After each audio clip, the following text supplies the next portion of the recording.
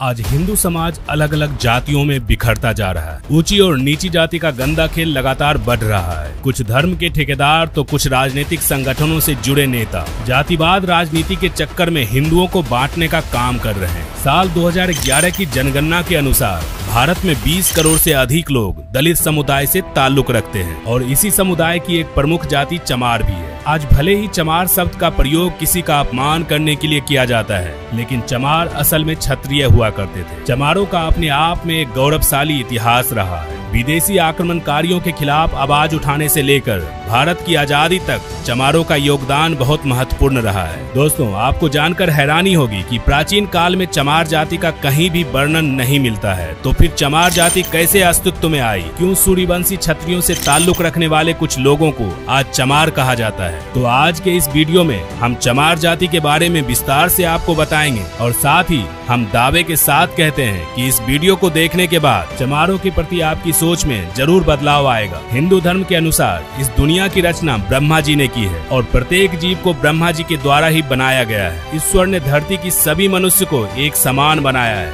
लेकिन समय के साथ साथ इंसान पंथवाद और जातिवाद के चक्कर में पड़ता गया और इंसान ही इंसान की मौत का प्यासा हो गया। धर्म और जाति के नाम पर प्राचीन भारत में कहीं भी कोई भेदभाव नहीं होता था। पहले लोगों को किसी जाति के आधार पर नहीं बल्कि वर्ण और उनके कामों के आधार पर बांटा जाता था। आज के समय में जैसे डॉक्टर्स, इंजीनियर्स, टीचर्स, वकील जैसे अलग अलग पेशे हैं, ठीक उसी प्रकार पहले लोगों को उनके कर्म के आधार पर ही पहचाना जाता था। ब्राह्मण, क्षत्रिय, वैश्य और शूद्र के बारे में आपने पढ़ा भी होगा। यह सभी नाम लोगों को उनके कार्यों के आधार पर ही दिए गए थे। वहीं महाभारत और रामायण काल में भी इंसानों को अलग अलग आधार पर विभाजित किया गया है। उस समय देव, दानव, राक्षस, यक्ष, किन्नर और गंधर्व के आधार पर जाति तय की जाती थी, जो आज की जातिवाद से बिल्कुल भिन्न है। चमार जाति के बारे में वैसे तो कहीं उल्लेख नहीं है। दोस्तों, चमार शब्द का प्रयोग पहली बार सिकंदर लोदी के द्वारा 16वीं शताब्दी में किया गया था, जिस समय भारत में तुर्की और अफगान के आक्रमणकारियों ने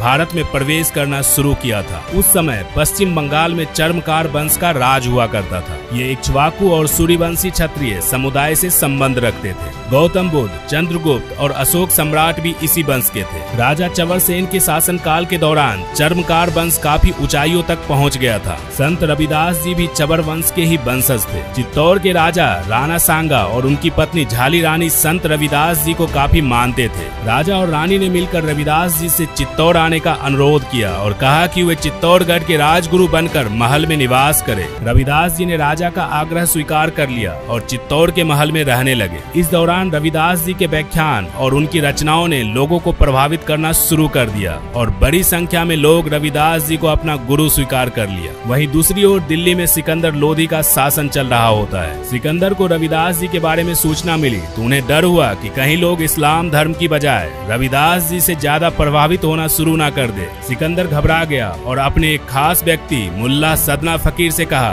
कि वे चित्तौड़ जाए और रविदास जी से इस्लाम कबूल करने को कहे। रविदास जी को जबरन मुसलमान बनाने के लिए सदना फकीर चल पड़ा। जब उसकी मुलाकात रविदास जी से हुई तो रविदास जी ने कहा कि वह शास्त्रार्थ और तर्क वितर्क कर ले। अगर सदना फकीर उन्हें पराजित कर देता है तो वह इस्लाम धर्म कबूल कर लेंगे, लेकिन साथ ही उन्होंने शर्त रखी कि अगर सदना फकीर हार जाता है तो उसे हिंदू धर्म कबूल करना होगा। सदना फकीर को अपने आप पर पूरा भरोसा होता है और दोनों के बीच वाद विवाद शुरू हो जाता है। इस शास्त्रार्थ में रविदास जी की जीत होती है और उनके तर्क वितर्क से सदना फकीर इतना प्रभावित हो जाता है कि वह अपनी मर्जी से ही हिंदू धर्म अपना लेता है और अपना नाम बदलकर रामदास रख लेता है। रामदास और रविदास जी मिलकर हिंदू धर्म का प्रचार करने में जुट जाते हैं। रविदास जी समाज के सभी लोगों को एक समान नजरों से देखते थे और बराबरी का संदेश दिया करते थे। जब सिकंदर लोदी को पता चला कि सदना फकीर ने हिंदू धर्म अपना लिया है तो वह आग बबूला हो गया और उसने रविदास जी को बंदी बनाने का आदेश दे दिया। रविदास जी को बंदी बनाकर एक कारागृह में डाल दिया गया, जहां उन्हें चमड़े के जूते बनाने का काम सौंपा गया। सिकंदर लोदी का हिंदुओं पर अत्याचार बढ़ता जा रहा था। वह लोगों को अधिक से अधिक इस्लाम कबूल कराने पर मजबूर कर रहा था। रविदास जी को जब कारागृह में बंद किया गया तो क्षत्रिय राजाओं और चर्मकार वंश के लोगों का खून खौल उठा। कई राजाओं ने मिलकर दिल्ली को चारों तरफ से घेर लिया। सिकंदर लोदी के खिलाफ आम लोगों ने अपनी आवाज बुलंद कर दी। इस तरह लोगों के विद्रोह को देखते हुए लोदी ने संत रविदास जी को रिहा कर दिया। लेकिन सन 1920 ईस्वी में संत रविदास जी का देहांत हो गया और एक बार फिर सिकंदर लोदी का अत्याचार बढ़ गया। चर्मकार वंश के लोगों ने इस्लाम धर्म कबूल करने से साफ इनकार कर दिया। सिकंदर लोदी ने इस वंश के सैकड़ों हजारों लोगों को बंदी बनाया और उन्हें चमड़े के जूते और अन्य चीज बनाने का काम सौंप दिया गया। विदेशी आक्रमणकारियों से पहले भारत में चमड़े के जूते या अन्य चीजों का प्रयोग नहीं किया जाता था, क्योंकि चमड़े को लोग अशुद्ध माना करते थे। इसके बाद सिकंदर लोदी ने चमड़े का काम करने वाले क्षत्रिय लोगों का अपमान करने के लिए उन्हें चमार कहकर संबोधित किया। चर्मकार वंश के लोगों का अपमान करने और इस्लाम कबूल न करने पर सिकंदर ने चमार कहकर इस क्षत्रिय समुदाय का बहुत अपमान किया। क्षत्रिय लोग हमेशा से ही अपने असूलों के पक्के माने गए हैं। वे ना तो सिकंदर के आगे झुके और ना ही उन्होंने इस्लाम धर्म कबूल किया। इस तरह से अपने स्वाभिमान की रक्षा के लिए उन्होंने चमड़े का काम किया और तभी से चमड़े का काम करने वाले लोगों को चमार कहना शुरू कर दिया गया। इवन दोस्तों, आपको जानकर हैरानी होगी कि इस जाति के लोगों की शिक्षा पर भी रोक लगा दी गई, जिससे कि उनकी आने वाली पीढ़ी को अपने गौरवशाली इतिहास के बारे में बिल्कुल भी पता न चल सके। चमड़े का काम करने के कारण ही उन्हें क्षत्रिय समुदाय से अलग कर दिया गया। सिकंदर लोदी ने ही इन्हें नीच और शूद्र जाति का दर्जा दिया। कर्नल टॉड ने अपनी किताब द हिस्ट्री ऑफ राजस्थान में चर्मकार वंश और राजा चमर सेन के बारे में काफी कुछ लिखा है। चमार जाति के इतिहास के बारे में सबसे अच्छी व्याख्या डॉक्टर विजय सोनकर शास्त्री जी की पुस्तक हिंदू चर्मकार जाति में देखने को मिलता है। आज भी चमार जाति के लोग संपूर्ण भारत में पाए जाते हैं। भारत के अलावा नेपाल और पाकिस्तान में भी इस समुदाय के लोग रहते हैं। राजस्थान के कुछ हिस्सों में चमारों का रहन सहन और बर्ताव राजपूतों जैसा नजर आता है। जहां महिलाएं घूंघट रखती है तो वहीं पुरुष स्वाभिमान के लिए मूछें और पगड़ी रखते हैं। दोस्तों, आज किसी दलित को या इस जाति के लोगों को चमार कहा जाए तो वे काफी गुस्सा हो जाते हैं और अपमानजनक महसूस करते हैं, और वह अपनी जगह पे बिल्कुल ठीक भी है, क्योंकि वे चमार हैं ही नहीं तो भला किसी की गलत बातों को क्यों बर्दाश्त करे। दूसरे विश्व युद्ध के दौरान अंग्रेजों ने एक चमार रेजिमेंट का भी गठन किया था, जो एक पैदल रेजिमेंट थी। दोस्तों,